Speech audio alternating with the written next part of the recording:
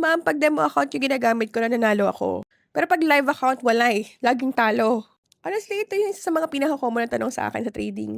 And the honest answer is, hindi ka nag-iisa. Kasi guys, marami talagang magaling sa demo account. Pero 'pag sa live, hirap na hirap.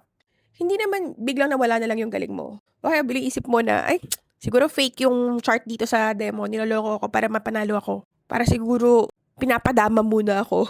Honestly guys, neutral ang demo, neutral ang live account. Ang nag-iiba lang diyan is yung laro. When I say nag-iiba yung laro, let me explain this in simple terms. Sa demo account kasi, wala diyang totoong emosyon. Walang totoong pera. Walang takot, walang pressure, walang kaba. That is why diyan nasusundan mo yung strategy mo. Tapos hindi ka nagmamadali, hindi ka nag-overtrade, hindi ka nag-over lot size. Kumbaga hindi ka natatakot matalo. That is why ang nagiging resulta tuloy ng trade mo, mas disiplinado ka. On the other hand, sa live account naman is, diyan na pumapasok yung emosyon. Siyempre, totoong pera na yan. Tinataya mo dyan.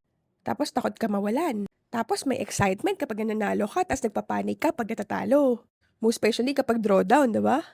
So, dito nagsisimula yung problema. Nag-early entry ka, nag-early exit ka, binabago-bago mo yung strategy mo sa gitna ng trade mo. Sometimes, nagdo-double lot size ka pa para lang makabawi.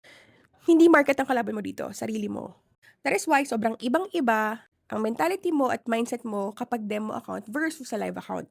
Demo mindset mo, sundan ko lang yung system, versus yung live mindset mo, ay baka matalo. Ay sayang yung tinubo ko dito.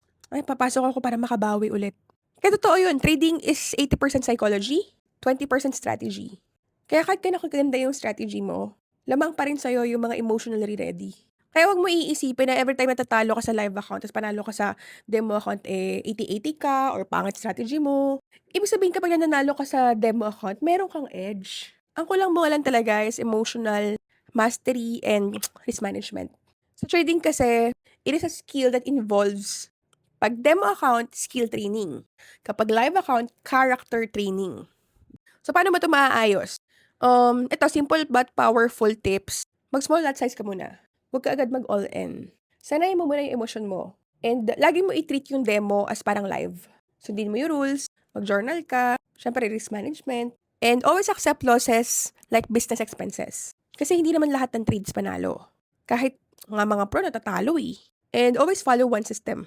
Huwag halo-halo yung strategy mo. Huwag ka patalon-talon kapag natatalo. So, always remember this. Hindi ka natatalo dahil mahina ka, mali strategy mo, or dahil niloloko ka ng demo account, or pinapadama ka ng broker. Natatalo ka dahil hindi ka pa emotionally trained for live account, for live money.